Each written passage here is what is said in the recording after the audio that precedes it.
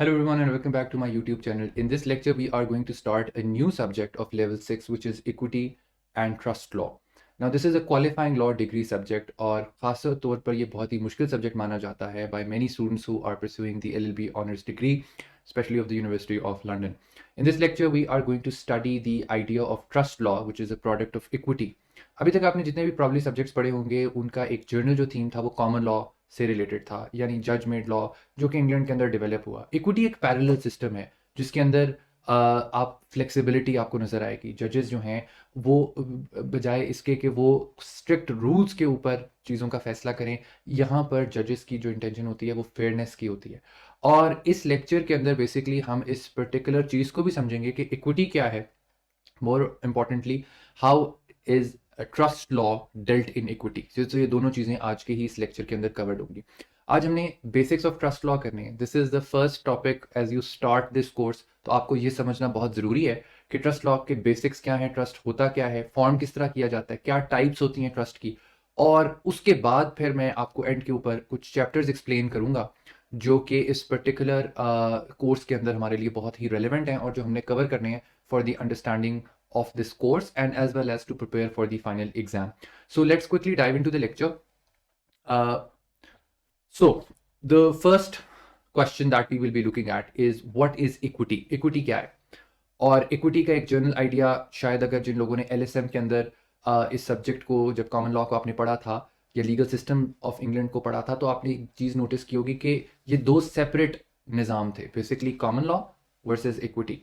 अब इसकी ज़रूरत क्या पड़ी ये आज मैं आपको एक्सप्लेन करूंगा कि क्या वजूहत थी जिसकी वजह से इवेंचुअली लीगल सिस्टम में जब कॉमन लॉ एग्जिस्ट कर रहा था तो उसके साथ इक्विटी को डेवलप करने की ज़रूरत पड़ी।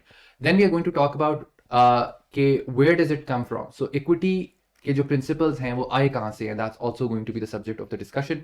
And lastly we are going to talk about how do we make sense of the modern application of trust law in today's time following the equitable rules and maxims. Right जी, so first सबसे पहले हम start करते हैं birth of equity. Equity originate कहाँ से हो रही है? So you have to keep in mind that the English legal system जो आज आपके सामने एग्जिस्ट कर रहा है उसकी history it goes back to the time of 1066 at the Norman conquest. और जब विलियम द कॉन्करर आया and he establish his own kingdom, तो उसने अपनी रिट को इस्टेब्लिश करने के लिए कॉमन लॉ को क्रिएट किया था। उसके और भी मुहरकात हो सकते हैं, उसके और भी रीजंस हो सकते हैं, but this was probably the major reason why he establish common law. And उसने तमाम जो जजेस थे उनको कहा कि ये एक सिस्टम बना लो जिसके अंदर जो मुख्तलिफ ट्राइब्स में या जो मुख्तलिफ एरियाज में लॉज कॉमन हैं उनको आप एक जगह पर कंसोलिडेटेड फॉर्म के अंदर ले आओ। And then he added the element of stare decisis which is standing by your decision or simply binding precedent. That's how common law was born. But then the element of stare decisis or this idea of binding precedent made the common law very rigid. So उसके बाद से हम देखते हैं कि एक parallel system develop होता है. So if you look at the slide, it says, from your study of English legal system, you may already be familiar with the fact that English law comprises of two systems of case law, common law and equity. So ये दो parallel आपस में निज़ाम से. An understanding of this division is essential to the understanding of trust for the fact that trust device is only recognized by equity, not under common law.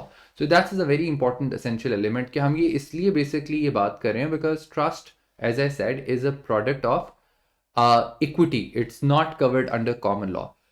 And so the shortcomings of common law led to the petitions to the monarch. And so what happened was that the system of common law was going all fine until the system became rigid somewhere in the 13th century. And so the people who had certain problems, they would come to the court and they would come, in fact, they will petition the king directly. वो monarch को मुखातिब कर रहे थे और कह रहे थे कि देखिए हमारा जो मसला है उसमें हमारे पास लीगल प्रूफ तो शायद पूरी तरह से नहीं है that meets the requirement of the common law, but at the same time we do have enough that's under the doctrine of fairness we will get the relief. तो आप क्योंकि बादशाह हैं and you are the sovereign, so you can decide our matter without being bound under the shackles of common law और by the president, तो आप हमारा जो फैसला है ना वो फेयरनेस की बुनियाद पर कर दें। सो किंग ने इनिशियली तो इस चीज को अलाउ किया, but then eventually he gave this task to the lord chancellor, and this guy would then be responsible to form the court of chancery, uh, as the Lord Chancellor was considered as the conscience of the king, and he would then dispense justice in the name of the king in certain equitable matters. So, as I explained the story, the term equity in normal uses means fairness. आमतौर पर इसका मतलब होता है fairness. In legal sense, it is a body of law that is supplemental to the common law, rules that are to be administered hand in hand with the principles of common law in all courts.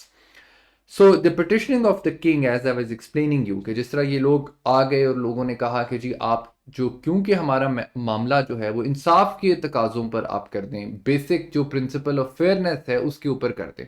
मैं उसकी मिसाल दे देता हूँ कि अगर एक अमानत रखवाई थी किसी शख्स ने और उसके पास कोई डॉक्यूमेंट नहीं है उसको पीछे बैक करने के लिए, लेकिन उसके पास कुछ और एविडेंस है जिसमें हो सकता है ओरल टेस्टिमनीज भी हों और तमाम जो चीज़ें हैं वो इंडिकेट कर रही हों कि भाई वाकई वहाँ पर एक ट्रस्ट एग्जिस्ट कर रहा है, एक अमानत दी गई थी, तो उस सूरत में हम देखते हैं कि जो है वो इक्विटी का जो रोल है वो नज़र आपको सामने आता है, जहाँ पर फैसला इंसाफ के तकाज़ों पे किया जाएगा, फेयरनेस के तकाज़ों पे किया जाएगा, rather than the strict rules. So when the common law failed to help, disappointed litigants began petitioning the king as the fountain of justice.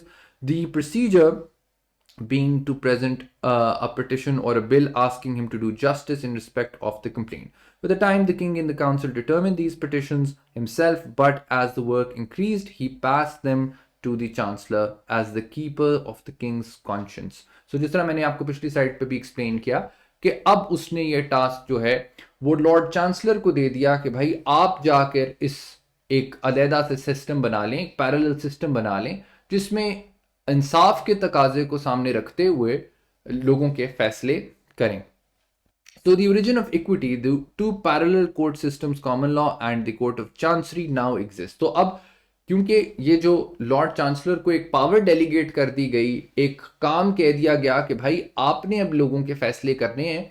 So basically it was that we had common law system at one hand, which was basically the judges sitting in the House of Lords and the subordinate courts, and then we had the court of chancery, जो कि Lord chancellor जिसको lead कर रहा था, which was an equitable court, जिसका जो main मकसद था वो ये था लोगों को इंसाफ फराहम करना. The office of the chancellor is to correct men's conscience for the frauds, breach of trust, wrongs, and oppression of what nature soever they be, and to soften and mollify the extremity of the law. So this was the very idea behind formation of equity. And हम बाद में देखते हैं कि ये निज़ाम दो parallel जो systems थे, court of chancery and court of common law, ये दोनों अलग-अलग चलते रहे और काफ़ी देर तक चलते रहे, to the point of the Judicature Act in 1973. So तब तक इसका ये मतलब नहीं है कि जुडिकेटर एक्ट ने इक्विटी को ख़त्म कर दिया. The Judicature Act basically fused the system of common law and the system of equity together. So basically infusion होती है और अब जो common law और equity का system है ये आपस में एक दूसरे के साथ merged हो गया है. और पहले क्योंकि दो separate निज़ाम थे, अदालती निज़ाम थे, अब आपस में ये merge हो चुका हुआ है. Now in the High Court it is purely one of the benches of the High Court. There are 3 benches of the High Court. First is the Queen's Bench. Now it will be referred as the King's Bench. Number 2 is the family division and number 3 is the chancery division. तो ये जो chancery division है ये वो अदालत है जो equitable matters को take up कर रही होती है. अच्छा, how do law and equity differ? So discretion versus the strict use of precedent by common law. This is very interesting and important because equity के अंदर कोर्ट के पास एक established rule के ऊपर भी discretion होता है. वो देख सकती है कि यार अगर इस एस्टैब्लिश रूल को फॉलो किया गया और इसमें इंसाफ ना हुआ so then they can decide on the matter of fairness rather than following the same rule. Whereas in common law, precedent has to be followed regardless of the fact that the outcome is coming absurd or it is leading to injustice. So the conscience and unconscionability is perhaps taken into account in the matters of equity, and equity is based on maxims. Now this is very important. Common law is based on rules. Rules are coming from binding precedent, while equity is based on maxim. Maxims are basically principle. I have jotted down some of these equitable maxims for your ease. There are many, many more. Now, these are to be taken as merely some guideline principles or guiding force to tell the courts how to decide certain matters. Now, you might have heard more than these. Equity acts on conscience, equity is fairness, equity follows the law, equity does not suffer a wrong to be without a remedy, equity will not permit a statute to be used as an instrument to perpetrate fraud. There are many more. For example, for resulting trust, there is equity abhors the gap in the beneficial ownership. So that's the one which we normally see in the issue of resulting trust. So ये बहुत से principles हैं. आपने बल्कि सबसे जो मशहूर है वो तो मैंने यहाँ पे शायद mention नहीं किया हुआ. That is the most common one, and that is that whoever comes to equity must come with clean hands. So that is again an equitable maxim upon which equity decides its reasoning and cases. Understanding the trust law and the basics. A trust, basically trust क्या है? Trust एक अमानत है, और ये जो कानून है trust law in itself, although कि ये प्रोडक्ट इक्विटी का है, और ये बात शुरू में जब आप पढ़ना स्टार्ट करते हो तो आपको शायद बड़ी मुश्किल लगे और बड़ी कॉम्प्लिकेटेड लगे, बट आपने ये बात समझनी है, जिस तरह आपने लेवल 4 पर कॉन्ट्रैक्ट लॉ पढ़ा था जिसमें दो लोगों के दरमियान एक मुआहदा होता है, जिसमें ऑफर है, जिसमें एक्सेप्टेंस है और जिसमें कंसिडरेशन है और बाकी जो भी उसके लवाजमात हैं to make the contract. But जो मेजर डिफरेंस है कॉन्ट्रैक्ट के अंदर वो ये है कि contract is a product of common law, and contract के अंदर प्राइमरीली मेजॉरिटी जो रूल्स हैं वो कॉमन लॉ और प्रेसिडेंट की बेसिस पे आ रहे हैं, और वो रूल्स कंसिडरेशन के ऊपर बहुत क्लियर हैं कि जब तक आपने उसमें कोई अमाउंट की कंसिडरेशन नहीं दी, कोई आपने उसमें रिटर्न में कोई चीज़ ऑफर नहीं की, कॉन्ट्रैक्ट जो है वो बाइंडिंग फॉर्म में नहीं फॉर्म हो सकता. वेयर एज ट्रस्ट एक अमानत है, इसमें आप अपनी कोई चीज़ किसी को अमानत के तौर पर दे रहे हो. अब ना जिसको आप अमानत के तौर पर चीज़ दे रहे हो, आपने तो उसको कोई पैसे नहीं देने, ना उसने आपको कोई पैसे देने हैं. अब वो तो आपकी मेरे अमानत होल्ड करेगा. किसके लिए? जिसके लिए आपने अमानत दी है. तो जिस तीसरे बंदे को आप कह देते हो उसके लिए वो बंदा जो है वो एक अमानत होल्ड कर रहा है. अब ये जो आपस में रिश्ता है, यानी उस अमानतदार का, उस ट्रस्टी का, और जिसके लिए वो अमानत रखी गई है, और जिसने इस पूरे अमानत के मामले को क्रिएट किया है, इनका जो रिश्ता है that is governed under law of trust, जो के बजाय इसके कि उसको हम कॉमन लॉ के ऊपर लेके जाएं, that is based on equity. So if you look at the legal definition, that says a trust is a device whereby rights are held by one party on behalf of another.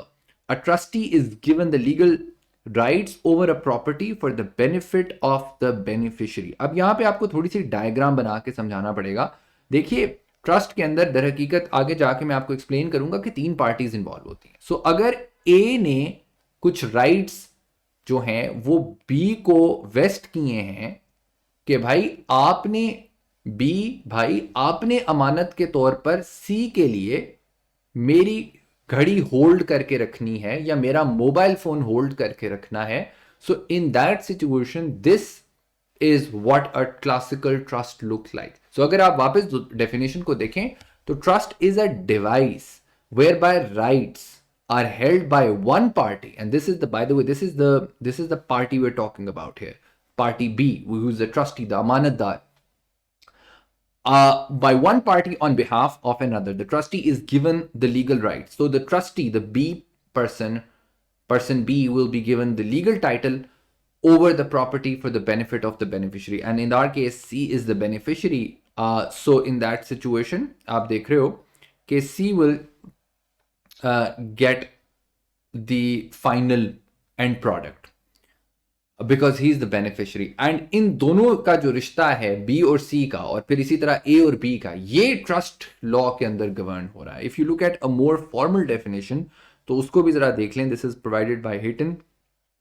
He says a trust is an equitable obligation binding a person called a trustee to deal with property owned by him, which is called the trust property, being distinguished from his private property from the benefit of the persons who are called the beneficiaries, or in old cases, status quo trust, of whom he may himself be one, and any one of whom may enforce the obligation. Now, this is a more complex definition. It encompasses many more types and varieties of trust, which of course I will be explaining you shortly. सो इसके अंदर self declaration of trust भी आ रहा है, इसमें bear trust की भी वो बात कर रहे हैं। आपके सामने में सारी टर्मिनोलॉजीज को एक्सप्लेन करूंगा। सो आपको जो अभी तक बेसिक बात समझनी है वो ये है कि ट्रस्ट एक इक्विटेबल डिवाइस है जहां पर राइट्स एक पार्टी को दिए जाते हैं to hold it for another party. सही, और इसके अंदर ऑफ कोर्स कंसिडरेशन इन्वॉल्व नहीं है। Now, parties involved in a trust, very important and very substantial point for us to understand. There are basically three parties in the formation of the trust. The person who creates the trust is known as the settler. The person who creates the trust owns the legal title and the equitable title before the creation of the trust. When he do so, when he creates the trust, so then वो अपने ये titles transfer करता है। He holds both the legal title, the legal interest, and the equitable title or the equitable interest to the property before the creation of the trust. तो जब trust बना नहीं है उससे पहले पहले ये दोनों टाइटल्स जो हैं वो सेटलर के पास होते हैं। So again let's make a small diagram because this is a subject जिसके अंदर आपको बहुत ज़्यादा डायग्राम्स को समझ के आपको इस कॉन्सेप्ट की अच्छे से समझ आएगी। So there is a settler who holds the legal title and the equitable title before the creation of the trust. And so the next party that is involved in a trust is called as the trustee. The trustee, the amanatdar, the one who will be given the legal title and he will be transferred with that legal title. Usko transfer kiya jayega by the settler, and his job is to basically hold it for the beneficiary. So in our diagram, we need to add the trustee, and this guy is now getting the legal title. And similarly, if we go further on, the third party in our trust is basically the beneficiary. ये वो अमानतदार जिसके लिए अमानत रखी गई है, ये वो बंदा है जिसको उस अमानतदार ने उसकी अपनी चीज पहुंचानी है। It could be a minor, it could be anyone, it could be the person जिसने खुद ट्रस्ट क्रिएट किया था। The equitable title or the equitable interest is transferred to the beneficiary upon the creation of the trust. So this guy receives the beneficial or equitable title. इसको यहाँ पे हम लिख लेते हैं। So now at the time once the trust is validly created, so क्या हुआ कि जनाब beneficial title went to, or the equitable title, we can also refer to this equitable title, मैंने पीछे क्योंकि equitable title लिखा है। So this transfer of beneficial title is given to this beneficiary जिसके लिए वो पूरा ट्रस्ट क्रिएट किया गया था। So settler, ट्रस्ट बनाने वाला, trustee, the अमानतदार, the person who is basically going to hold the property, and then the beneficiary जिसके लिए वो ट्रस्ट क्रिएट किया गया है। याद रखिएगा, एक बहुत ही इनिशियल बात मैं आपको एक्सप्लेन कर रहा हूं। अक्सर स्टूडेंट्स को ये कंफ्यूजन होती है कि who is going to enforce the trust? And so the journal answer, the journal rule is as simple as this. The relationship of trustee and beneficiary, this is the most important one. So जब अगर trustee कोई issue create करता है, वो अपनी property आगे आपको नहीं देता, ट्रांसफर नहीं करता, तो you have to basically the beneficiary has to sue the trustee कि भाई मेरी प्रॉपर्टी आपने तो अमानत के तौर पर रखी हुई थी, आप कैसे खुद से इस्तेमाल कर सकते हो। So it is basically the beneficiary जो कि अमानतदार से इस ट्रस्ट को इन्फोर्स करवाता है। सो always remember the settler drops out of the picture once the trust is validly created. एक दफा ट्रस्ट क्रिएट हो गया, बन गया प्रॉपरली, उसके बाद से सेटलर का कोई खास लेना देना नहीं होता। अनलेस कि उसमें कोई अनोमली क्रिएट हो जाए, कोई प्रॉब्लम आ जाए जिसकी वजह से रिजल्टिंग ट्रस्ट अराइज करे, वो एक ऑल टुगेदर डिफरेंट मामला है। वो मैं आगे जाके जब आपको रिजल्टिंग ट्रस्ट का टॉपिक समझाऊंगा तो उस वक्त आपको बताऊंगा। बट जो मेन बात यहां पर हो रही है वो ये है कि जो आपका जो ट्रस्ट का रिश्ता है उसमें जो इंप्लीमेंटेशन है, जो उसकी इन्फोर्समेंट है, वो बेसिकली बेनिफिशियरी करवा रहा होता है, बिकॉज बेनिफिशियरी को नुकसान किया जा रहा होता है अगर उसकी चीज उसको प्रॉपरली ना दी जा रही हो। So it is always the beneficiary who enforces the trust. So ये पॉइंट हमारा क्लियर हो गया। Now let's move further. मैंने ये डायग्राम क्योंकि पिछले ही उस स्लाइड के ऊपर काफी डिटेल में एक्सप्लेन कर दिए, एक दफा यहां पर मैं दोबारा रिपीट कर देता हूं इस पॉइंट को ताकि आप लोगों को क्लैरिटी हो जाए। अगर आप इस डायग्राम को देखो तो आप देख सकते हो कि जो सेटलर है उसके पास लीगल और एक्विटेबल टाइटल दोनों हैं। Once he create the trust तो लीगल टाइटल जो है वो ट्रस्टी को दे दिया जाता है और बेनिफिशियल टाइटल या एक्विटेबल टाइटल बेनिफिशियरी के पास चला जाता है, और it is the beneficiary who is enforcing the trust from the trustee. अच्छा, another important thing, the word that comes normally, और ये आमतौर पर जब भी कोई बंदा ट्रस्ट लॉ पढ़ रहा होगा तो this word will be very commonly used, के बल्कि एक टॉपिक भी है हमारा, एक चैप्टर भी है, breach of fiduciary duties. And this is the notion जहां पे हमें ये समझना है इस पर्टिकुलर वर्ड का meaning. The word is fiduciary. So fiduciary कौन होता है और फाइडुशियरी ऑब्लिगेशन क्या होती है? This is an important concept for us.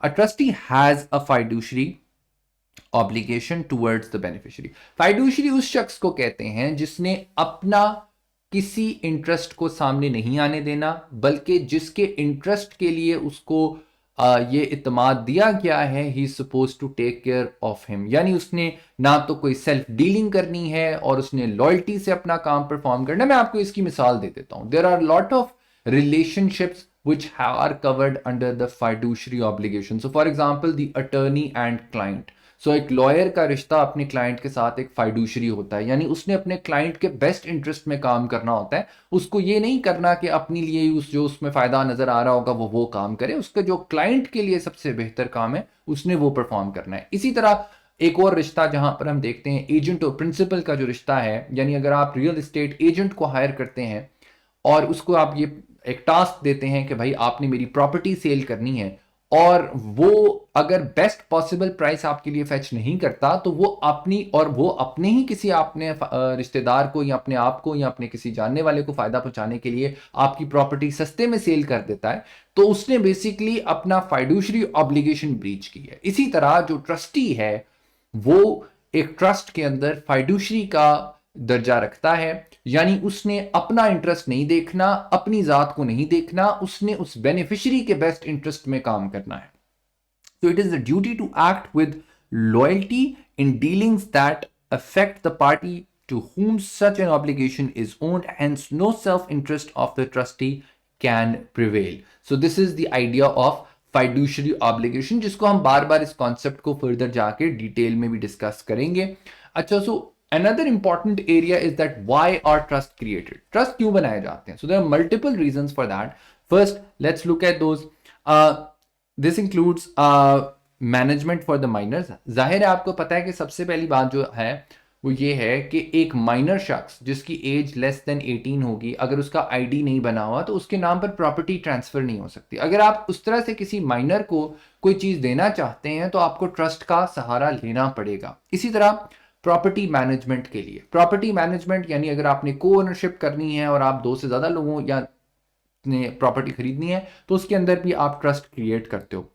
Asset separation, अगर आप अपने एसेट्स को सेपरेट करना चाहते हो फॉर टैक्सेशन पर्पसेस, आप उसके लिए भी कर सकते हो। और याद रखिएगा कि ट्रस्ट क्रिएट करके जो टैक्स अवॉइड किया जाता है वो टैक्स एविजन नहीं होती, that is simply tax avoidance, और ये कानूनी तौर पर अलाउड होती है। Collective ownership and investments, for example pensions, उसके लिए भी ट्रस्ट क्रिएट किए जाते हैं। पर्पस ट्रस्ट यानी चैरिटीज या प्राइवेट पर्पस ट्रस्ट भी क्रिएट किए जाते हैं। फॉर एग्जांपल अगर आपने किसी खास मकसद के लिए ट्रस्ट क्रिएट करना है, गरीब बच्चों की एजुकेशन के लिए करना है, या किसी कम्युनिटी में किसी एक खास लोगों के लिए आपको ट्रस्ट क्रिएट करना चाहते हो तो देन उसके लिए भी ट्रस्ट क्रिएट हो सकता है। Trust as a remedial device under constructive trust और रिजल्टिंग ट्रस्ट भी क्रिएट हो सकता है। सो ये एक टाइप है ट्रस्ट की जिसको हम कंस्ट्रक्टिव या रिजल्टिंग ट्रस्ट कहते हैं, that arise by the operation of law. So ये कानूनी तरीके से अराइज करते हैं और ये कोर्ट्स नॉर्मली इनको अराइज करा रही होती है and the purpose is in order to remedy something. अगर कोई डेट्रीमेंटल रिलायंस हुई है and there is a proprietary stopple that is arising, तो उस सूरत के अंदर we use this particular method to fix what went wrong. अच्छा, so now we are going to talk about the modes of creation of the trust. अब ये there are 3 different modes. जो सबसे ऊपर आपको नजर आ रहे हैं, this one where the settler who owns the legal title इस बंदे के पास था, plus equitable title भी इसके पास था. Once he transfers the legal title to the trustee and the equitable title to the beneficiary. This is the most common way of creating a trust. The second way is where the settler becomes the trustee. So initially you have to keep in mind that the settler at that time only both had legal title and he also had the equitable title.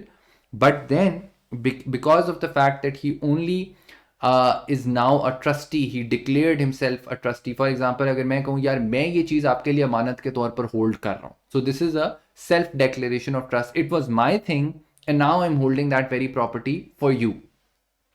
So in that case, the trustee being now the settler, he only retains the legal title only and the beneficial title goes to the beneficiary. So a beneficial title or equitable title, whatever you want to call it, सही है. This process is known as the self declaration of trust. तो ये जो आपने अभी देखा कि जहां पर सेटलर अपने आप को ही ट्रस्टी क्रिएट बना लेता है, this is known as self declaration of trust. उसके बाद हमारे पास एक और बड़ा इंटरेस्टिंग एरिया आ जाता है and that is where the settlor becomes the beneficiary. So यहां पर इनिशियली उसके पास आप देखें कि लीगल टाइटल भी था और इक्विटेबल टाइटल भी था, लेकिन जब उसने ये कहा कि भाई you hold this property for me, so trustee को उसने लीगल टाइटल ट्रांसफर कर दिया and now the trustee is only holding the beneficial title और equitable title for the beneficiary. This is the classical example of a bare trust. आगे जाके मैं आपको explain करूंगा कि बेयर ट्रस्ट एक ऐसा ट्रस्ट होता है जिसमें सेटलर खुद ही अपने आप को बेसिकली बेनिफिशियरी बना देता है और ट्रस्टी को तमाम का तमाम रिलाय करना पड़ता है on the express instructions of the beneficiary. तो ये जाहिर सी बात है उसी की प्रॉपर्टी है. ये आमतौर पर वो एक तरीका होता है जिसमें एसेट मैनेजमेंट की जा रही होती है, या आपने अगर डिस्ट्रीब्यूशन करनी होती है, या अगर आपने टैक्स को अवॉइड करना है, तो ये एक तरीका है जहां पर आप ईमानतदार को लीगल टाइटल दे देते हैं और वो आपकी इंस्ट्रक्शंस के ऊपर वेट कर रहा होता है कि भाई क्या करना है प्रॉपर्टी का, किस किस को डिस्पोज ऑफ करनी है. सो ये 3 जो मेथड्स हैं, एक जो आपका सबसे ऊपर जो आपको नजर आ रहा है क्लासिकल, जो जिसमें 3 पार्टीज इन्वॉल्व हैं, सेटलर, ट्रस्टी और बेनिफिशियरी. अब इसमें यह बात भी आपने जहन में रखनी है कि there can be multiple trustees, there can be multiple beneficiaries. तो उस चीज में कोई इबाम नहीं होना चाहिए आपको. इसी तरह जो दूसरा मेथड है that is called the self declaration of a trust. इसके अंदर आप देख रहे हैं कि जो सेटलर है वो अपने आप को ही ट्रस्टी बना लेता है, ट्रस्टी डिक्लेयर कर लेता है, और बेनिफिशियरी जो है वो बेनिफिशियल टाइटल रखता है. लास्ट जो तरीका है that is a bare trust, जहां पर सेटलर खुद ही बेनिफिशियरी बन जाता है अब और कहता है कि भाई तुम मेरे लिए ये चीज अमानत के तौर पर होल्ड करो. तो वहां पर लीगल टाइटल जो है वो ट्रस्टी के नाम पर चला जाता है और बेनिफिशियल टाइटल जो है वो रिटेन रहता है टूवर्ड्स द बेनिफिशियरी और इनिशियली द सेटलर. अच्छा, now I have made a very interesting chart जिसके अंदर आप देख सकते हो कि I have kind of sort of made a mind map of the different types of trust. तो हमारे पास 3 बेसिक टाइप्स हैं और ये हमारे इसी तरह से चैप्टर्स भी हैं. सो सबसे पहली टाइप जो है वो प्राइवेट एक्सप्रेस ट्रस्ट की है. इसके अंदर बेसिकली 3 आते हैं, मैंने 2 लिखे हुए हैं यहाँ पर क्योंकि हमारे कोर्स के अंदर 2 हैं. So I am just gonna cover those 2. The first one being the fixed trust and the second one is the discretionary trust. अब ये क्या होती हैं इनको मैं आगे फर्दर डिटेल में एक्सप्लेन करूंगा. May be not in this lecture, may be in another lecture जो हम सर्टेनिटीज का कवर करेंगे, बिकॉज हमारा जो पहला इनिशियल पार्ट है कोर्स का वो इन 3 चैप्टर्स के ऊपर रिलाय कर रहा है and that is the formation of a private express trust. तो उसमें हमने फिक्स्ड ट्रस्ट और डिस्क्रेशनरी ट्रस्ट भी पढ़ना है. The name of the chapters that we will be covering initially are certainties, That is the first ingredient needed to create a private express trust. Secondly, we will talk about the constitution. Constitution कहते हैं to form something.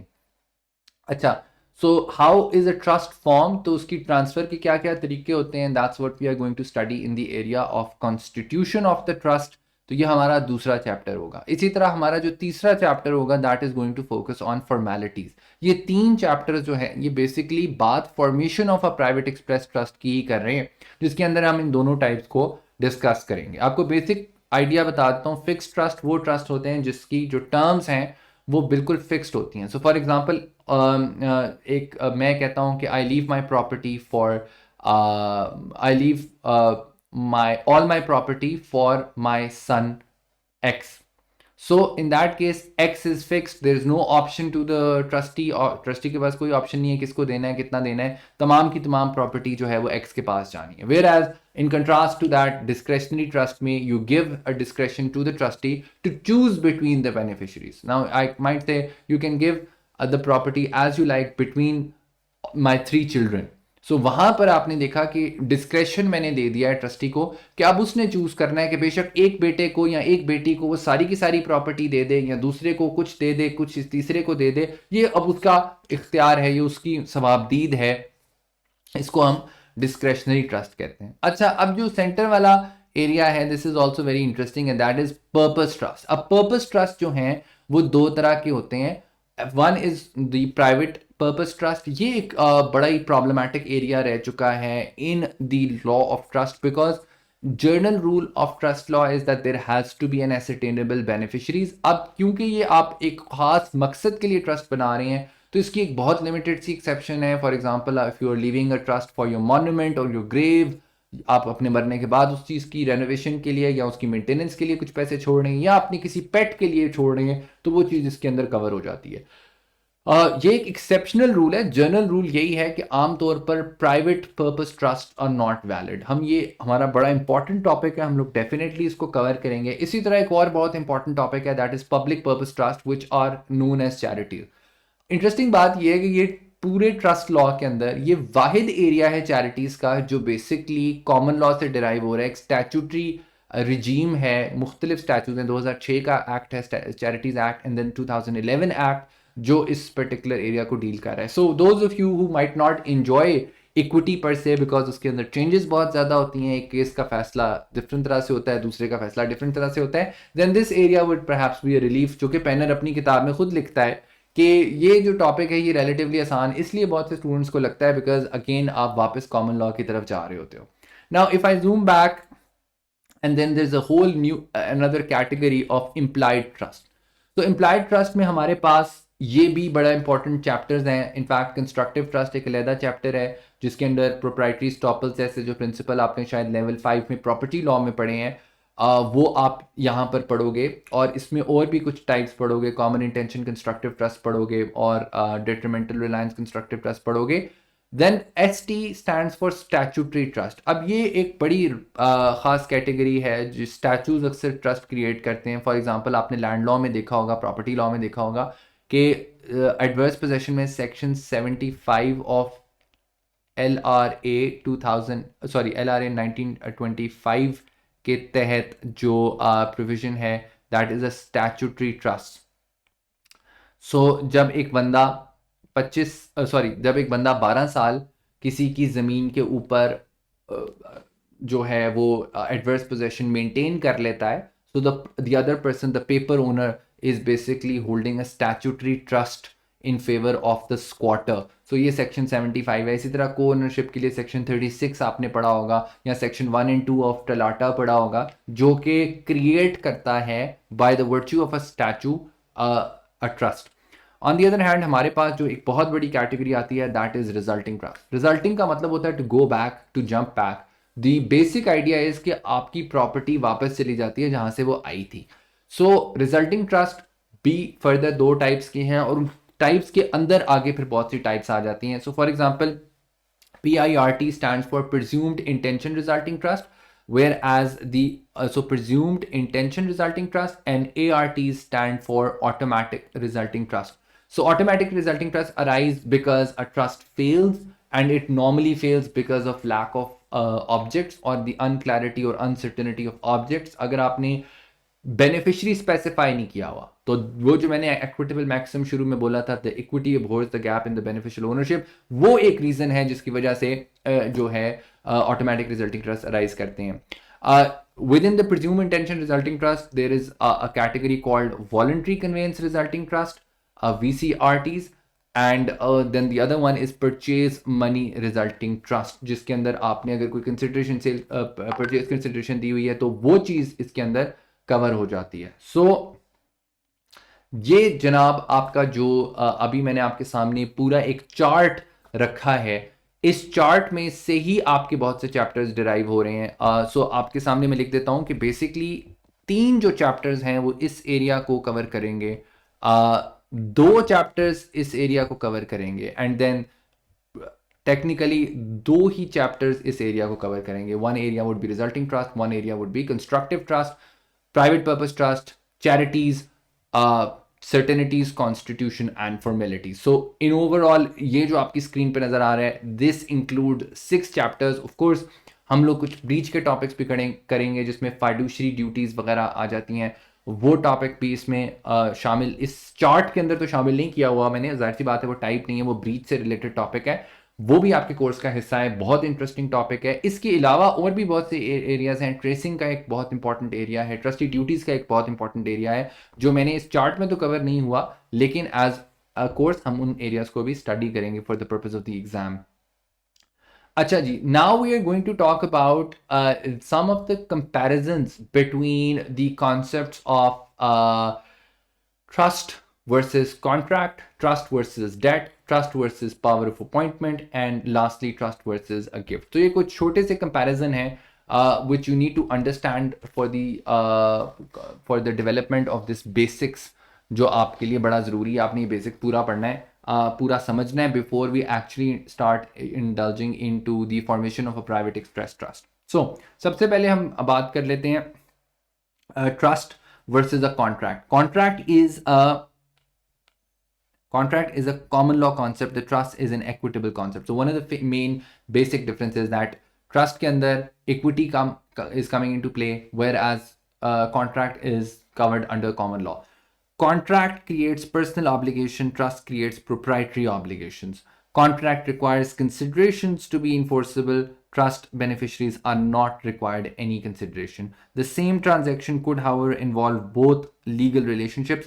Pension trusts funds arise from employment contract, as per the case of West Township Lands Bank case. So these are some comparisons, some basic differences between laws of trust and laws of contract.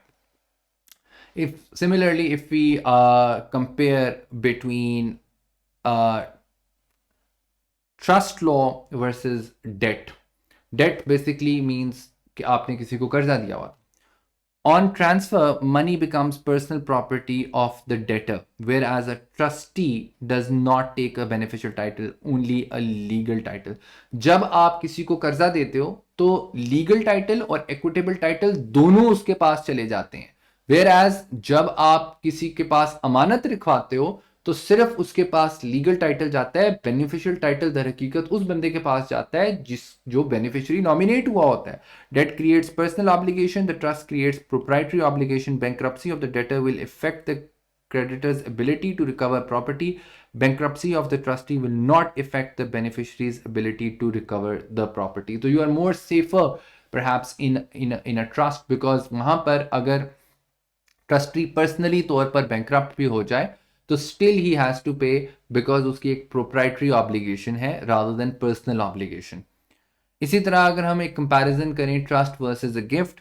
In a gift, तो gift basically तोहफा, किसी को भी आप एक चीज outrightly दे रहे हो. So in a gift the legal and equitable title both passes away. तो आप ये बात ध्यान में रखें कि गिफ्ट और डेट काफी सिमिलर हैं. डेट में आपने सिर्फ वापस लेनी होती है चीज, गिफ्ट में आप फॉरएवर उसको दे रहे हो, लेकिन दोनों में लीगल और इक्विटेबल टाइटल दोनों जा रहे हैं. From the person making the gift to the person receiving it, legal and equitable titles do not split. Therefore, transfer is an outright transfer of the legal title. Milroy versus Lord. So, gift के सूरत के अंदर हम देखते हैं कि एक outright transfer हो रही है, legal and equitable title दोनों जा रहा है. Remember that equity will not perfect an imperfect gift. Milroy versus Lord. So, वो हम जब कॉन्स्टिट्यूशन, ये जो इंपॉर्टेंट केस है Milroy versus Lord, this is the main case for the area of constitution of trust, where the principle that was created by Turner LJ that equity will not perfect an imperfect gift, ये एक equitable maxim भी है और ये इस case के अंदर employ किया गया था, where the court basically explained three modes of making a gift which were all mutually exclusive. One was an outright transfer, and then the second one is a self declaration of trust, जिसके अंदर आपको constitution की ज़रूरत नहीं है because आप उसमें अपने आप को trustee खुद ही declare कर रहे हो. And the third one is basically a trust, where you appoint someone, a third party, to hold it for the benefit of another. If Dhoni has done all he can take to transfer the property, then this is sufficient to make the gift valid. Pennington versus Wayne, equity will not strive efficaciously to defeat a gift. So ये भी एक equitable maxim है unconscionability के doctrine का. We'll study that again in the area of constitution. A gift subject to a condition may be more uncertain as a legal concept. तो ये जो gift condition precedent है to a condition precedent के, एक gift आपने किसी condition के साथ attach रखा है. So for example, आप कहते हो कि discount to my books only for my students looking at the videos which you are looking. So ये जो condition मैंने आपके सामने लगा दी है कि if you are looking at the videos and if you're watching my videos, then only you can get the discount on my books which are for sale. If that is the case, by the way, that's hypothetically, I'm giving an example. I'm not making any gift condition to precedent right now. So this area हम लोग cover करेंगे certainties के अंदर. This is a very important discussion जो हम लोग उस topic के अंदर detail में cover करेंगे. Similarly, trust versus power. Power एक और बड़ी इंटरेस्टिंग चीज है जो कि बहुत क्लोज है, आप इसको कह सकते हैं it's a close cousin of ये जो ट्रस्ट है. पावर में आप बेसिकली किसी को नॉमिनेट करते हो कि भाई अगर आपने देना हुआ तो आप इस शख्स को दे सकते हो. सो बेसिकली जब आपने कोई चीज किसी को पक्की पक्की दे दी और आपने कहा कि भाई for example I give a gift to my wife but with the power के आपने अगर देना हुआ तो मेरे बच्चों के दरमियान आप किसी को दे सकते हो. So that is basically a power. The basic and fundamental distinction is that a trust is imperative, a power is purely, in fact here it is written it's discretionary. I would use the term it's double discretionary because you have two discretion. किसको देना है और देना है भी या नहीं देना, ये भी आपके पास डिस्क्रेशन है. So again this is an area जो कि हम चैप्टर नंबर 1 जो आपका मैं मेन कवर करूंगा, सर्टेनिटीज का टॉपिक, उसके अंदर डिटेल के अंदर इस एरिया को भी कवर करूंगा. So this brings us to the end of this discussion and this concept, basic concept of trust, law and equity. I hope कि आपको कुछ basic concept समझ आए होंगे आज के lecture के अंदर. If you have any questions with regards to all the concepts and all the terminologies which are used in this lecture, please do leave a comment, like this video, subscribe to my channel if you haven't already done so. I will be making continuous videos on level 6 subjects for you guys in equities and trust and jurisprudence as well. I will then be working out with other subjects as well. So if you have anything to ask, do leave a comment. I surely will reply. Thank you very much guys for watching.